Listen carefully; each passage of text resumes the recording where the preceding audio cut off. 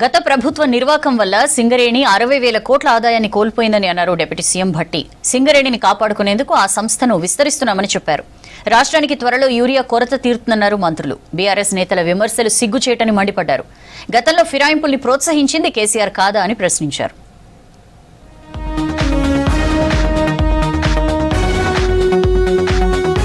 సింగరేణిని విస్తరిస్తామని చెప్పారు deputy CM Bhatti Vikramarka. కేవలం బొగ్గు ఉత్పత్తికే పరిమితం కాకుండా కాపర్ అండ్ గోల్డ్ యాక్షన్లోనూ సింగరేణి పాల్గొంటుందని చెప్పారు. సెక్రటేరియట్లో జరిగిన సమీక్షలో పాల్గొన్న భట్టి సింగరేణి క్యాలరీస్ తెలంగాణ ఆత్మ అని చెప్పారు. సంస్థకు రావాల్సిన ఆదాయం గత కొన్నేళ్లుగా రావడం లేదని చెప్పారు. కరెంటు ఉత్పత్తిలో సింగరేణి ఇప్పటికే ప్రవేశించిందని చెప్పారు భట్టి.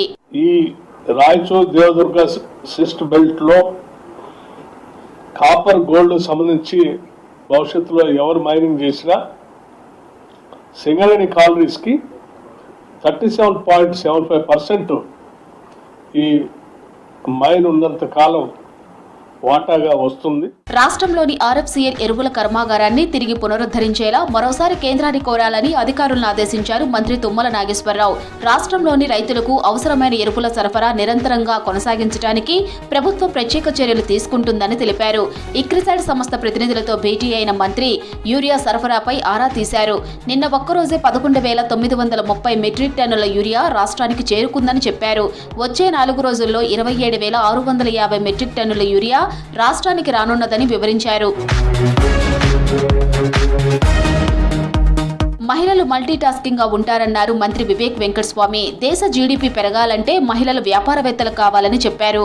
గ్రామీణ మహిళల్లో కూడా మంచి టాలెంట్ ఉందన్నారు.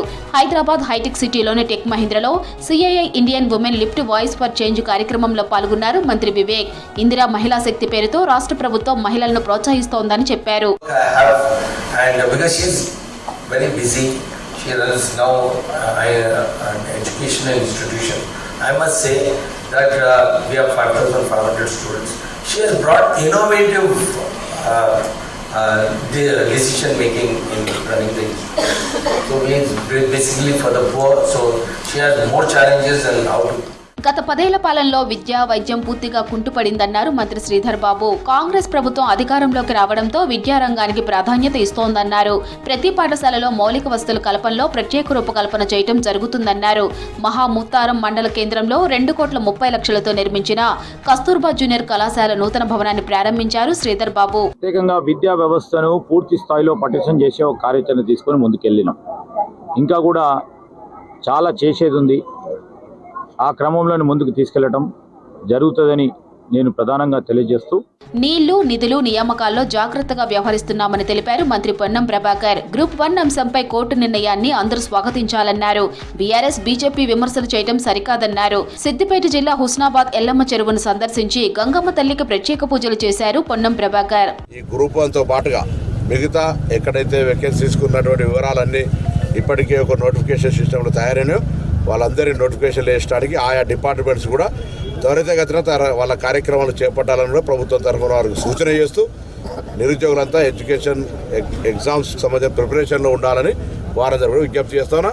పార్టీ మరణి ఎమ్మెల్యేలను ఉద్దేశించి సిగ్గుందా అని కేటీఆర్ మాట్లాడడం విడ్డూరమన్నారు మంత్రి జూపల్లి కృష్ణారావు. బీఆర్ఎస్ అధికారంలో ఉన్నప్పుడు సిగ్గుమాలిన పనులు చేసింది కేటీఆర్ అని ఆరోపించారు. తమను విమర్శించే ముందు కవిత ప్రశ్నలకు సమాధానం చెప్పాలని సూచించారు. ఫిరాయింపులను ప్రోత్సహించింది మీరు కాదా అని నిలదీశారు జూపల్లి.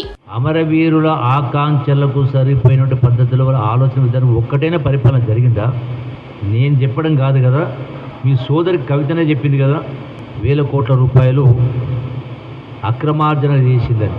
సో దానిపైన ఎందుకు వీళ్ళు దాటేస్తున్నారు? గత ప్రభుత్వం కాగితాలపై మాత్రమే పాలన చేసిందని, క్షేత్రస్థాయిలో పనులు చేయలేదని విమర్శించారు మంత్రి అడ్లూరి. ట్రైబల్ వెల్ఫేర్ ఉద్యోగులకు పెండింగ్ లో ఉన్న బకాయిలను కాంగ్రెస్ ప్రభుత్వం విడుదల చేసిందని చెప్పారు. హైదరాబాద్ అశోక్ నగర్ లో వెల్ఫేర్ హాస్టల్స్ కట్టాలని సీఎంకు విజ్ఞప్తి చేశామన్నారు. రాష్ట్రానికి రావాల్సిన వెల్ఫేర్ నిధులు ఇవ్వాలని కేంద్రానికి లేఖలు రాశామని చెప్పారు లక్ష్మణ్.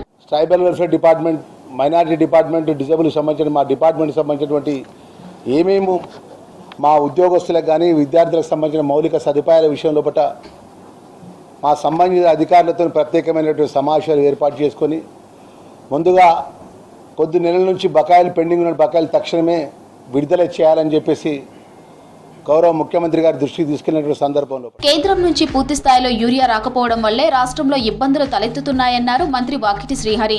రాష్ట్రానికి చెందిన ఎరువుల కోట సరఫరాపై ఇప్పటికే సీఎం రేవంత్ రెడ్డి కేంద్ర మంత్రులను కలిసి విజ్ఞప్తి చేశారని చెప్పారు. కులగణనలో తెలంగాణ దేశానికి రోల్ మోడల్ గా నిలిచిందని చెప్పారు. మా మంత్రి గారు కూడా తుమ్మల నాగేశ్వరరావు కూడా ఇప్పటికే 4 సార్లు పోయి అడిగి రావడం జరిగింది. ముఖ్యమంత్రి గారు కూడా అడగడం జరిగింది. సాధ్యమైనంత వరకు కొంత బయటికి వేయగలిగే మేము కొంత అవసరం కూడా ఉంది. మేడారం జాతర నిర్వహణ ఆధునీకరణ పనులపై మంత్రులు పొంగిలేటి, సీతక్క, కొండా సురేఖ రివ్యూ చేశారు. మేడారం జాతర నిర్వహణ ఆధునీకరణ పనులకు సంబంధించి అధికారులకు పలు సూచనలు చేశారు మంత్రులు.